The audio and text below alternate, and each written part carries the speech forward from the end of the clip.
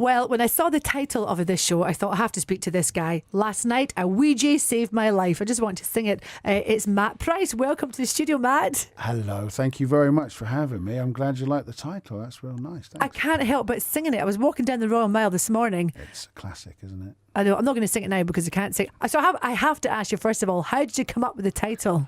My missus, Martha, the love of my life, the governor, the boss, however else I can describe her, she is from Glasgow. She lives in a place called Moodiesburn, which some people say isn't Glasgow, but it is. It's I know Moodiesburn. Yeah, and so she's from there, and I met her 12 years ago, and I suppose my show is, it's a love story, really. But, of course, that would be a bit boring if it was straightforward. You know, it's been quite a journey. What do you mean it's a love story? Well, about 15 years ago, without giving too much away, I was going out with this woman, but she wasn't really going out with me. And I spent about a year, and it led to some very, very dark, unpleasant places. Then I met the missus, and, life has been very, very good ever since. And she is a 5'1" Weegie. And so I couldn't call it anything other than last night a Weegie saved my life. You say that in a scary way, Matt. Oh, really? Yeah, well, I suppose so. She's lovely, and I don't know. Well, you're from Glasgow anyway. Yeah, I'm from Glasgow. And I think you're lovely people.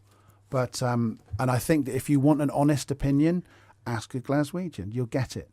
Martha said to me when I first met her family, I was nervous about meeting her family, because I'd never been to Glasgow. And she just said, look, just don't be an idiot. That's not the word she used. She used a different word that I can't use on the radio. And I said, well, how will I know? She said, you'll know.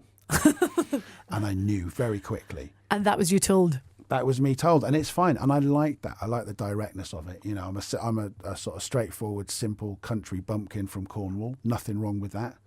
And the missus, who is probably my better half, and I really do mean that, tells me like it is. Oh, Martha sounds like a great woman. I can't wait to meet Martha. Bring Martha to the gig.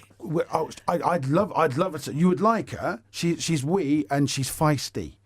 And that's good. And she might even be listening. When I say feisty, my love, if you're listening, what I mean is strong, independent. Yes. Can we edit that bit out? Can we edit the feisty bit out? Have I made a mistake? No, I think I haven't. It's my relationship. That's the sound of my relationship going out the window now. Sorry. It's a good thing, Matt. I didn't mean feisty. I meant character. Yeah. I don't even mean character. That sounds like she's shouting at traffic, doesn't it? I'm so sorry. I like this. Feisty's good, Matt. Feisty's great. I love feisty. Especially nowadays. A woman that knows her own mind. Absolutely. And she's lumbered with me. It's a lifelong commitment. So how have you been finding, I know you've done gigs in Glasgow, how are you finding the Edinburgh Festival so far? I do love the festival. I like being here. I like everything about it. The hills. I go into I'm a big guy. I mean, I know that I'm being filmed as well. Probably hello to the people on the internet, by the way. I am a big lump of a man. There's no question. I'm 21 stone. This is me on a diet as well. So I'm a big. If I fall on you, it's going to hurt, and I mean that respectfully. But I'm thinking of wee Martha here, 5'1", and you. Well, do you know, sometimes people suggest that we're like the Crankies, and I don't mind that. We do look mildly ridiculous together because she's wee and I'm sort of 6'3", and technically I'm morbidly obese, which is not good, is it? And if we hold hands in public, she walks at 3 times the speed of me, so it looks like she's taking me for a walk. So we do look ridiculous together. But I go into training prior to Edinburgh. I do. I spend a couple of months walking up Wimbledon Hill. That's your exercise. That is my exercise done, because otherwise you'll come to Edinburgh and seriously, and you'll just be dead. So what's your show actually about? Well, my show, what is it about? It is. Do you know what it is? I don't want to give too much away, but it is. Yeah, actually, come and see it. It is. Do you know what it is? It's an unlikely love story, is what it is. I'm not self-pitying anyway. First of all, it's funny. Secondly, there has to be an emotional element to it, because that's just part of the story. If it was just a question of, well, I met this woman, I loved her, she loved me, the end, that wouldn't really be a show. No. So it's the journey of how I came to terms with myself, a man who thought he would never find love. And guess what? I gave up on life, actually. Oh, I like this. Before I met the boss, and now she's, it could sound so corny, but she's the most precious thing in my life, you see.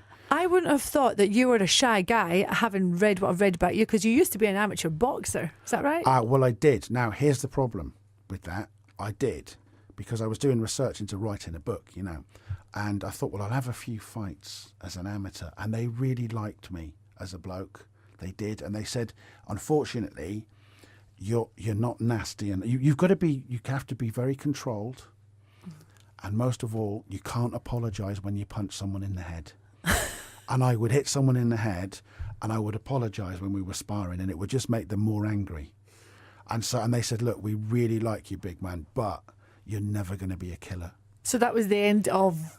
I have footage online. I wish I could show you now. I boxed against the hardest man in Merthyr Tydfil in the Welsh Valleys. I didn't realise that. The first fight was cancelled because he went to jail. He came back out. It was only for something minor. And there's footage of him. He leaned on me and I pushed him off and he bounced off the ropes. And I closed my eyes, because it's quite frightening when someone's trying to punch you in the head. And I pushed him off again. He bounced off the ropes again. And my eyes were still closed. His chin landed on my fist. And I thought I'd knocked him out. And I threw my arms in the air. The referee came over, tapped me on the shoulder and said, excuse me, mate, do you want to stop celebrating? I've only counted as far as 8. And that man battered me, senseless, the hardest man in Merthyr Tydfil. Afterwards, my trainer said to me, do you know what? In 30 years of being a boxing trainer, I have never seen a crowd laugh that much. He said it was the best. He said they were crying with laughter. He said it was hilarious, just 2 poorly coordinated men. Oh, yeah, it sounds like something, the way you've described it in that deep voice of yours, it sounds like something from The Craze. It was ridiculous. It was, but a good experience. So this is all kind of, I know you don't want to give too much away in the show, but this is kind of your life. You're talking about your life then in the show, pretty much. I do talk about my life simply because, I don't think it's because I'm selfish. I think that if I look at the people, to look at someone like Billy Connolly, right? He's responsible for all this, the greatest of all time, I think. What did he talk about? His life. You know, it's easy to talk about what you know, really, more than anything. And what I know has been, for the most part, a catalogue of disappointment. But that's good. I think that's a good thing. But it's got your show at the Edinburgh Festival. It's got me a show at the Edinburgh Festival. I'm very happy. I'm very much in love. You know, I hear a lot of comedians. I don't judge people, but I hear people, I've broken up. Well, I'm sort of celebrating being together. Can I just ask you one thing? I wasn't actually going to bring this up, but the Bitcoin story about your dad, because I don't think there's anything to do with the show, but I have to ask you. This is such a great story. Wow, I know. My dad, I didn't really know him a lot when I was growing up, but we're very, very close now. He'll be chuffed to bits if he might listen to this later Dad. as well. Hello, Dad. He can even look online. I'm looking well. I'm eating my vegetables. I've got to say that because he's going to ask, right? It's very important. My dad, about 5 years ago, my dad said to me, do you have 250 quid? And I thought he wanted to borrow some money. And I said, well, yeah. And he said, okay, here's what you do. And he sent me some instructions. And I followed the instructions and I invested in this thing called Bitcoin that I had no idea about at all. And the next thing I know, 5 years on, my dad's going, so how's the Bitcoins going? And of course, I sold them for quite a bit of money and that's managed to fund my Edinburgh Festival. That's wonderful. I forgot all about it. When you say quite a bit of money, are you going to say how much? I'm desperate to know. Well, no. Can I tell you what? The thing is, if anyone's listening, I'm a generous man, and I know that as well. But I can't give you any dough because I've spent it. Okay. Oh, you don't want any begging letters? Well, I see. Well, I didn't want to say that because that seems disrespectful. I don't know. You know, I'm sure I don't. I speak on behalf of myself and not for Fourth Radio or anything like that. Don't think that you're not charitable here. You're lovely people. I've had a great time. I was offered coffee 3 times. So, so I could have had water, anything I wanted, you know. But I don't have any. I'm looking into the camera now. I'm talking to you. You know, I don't have any money. Okay, it's spent. It's gone.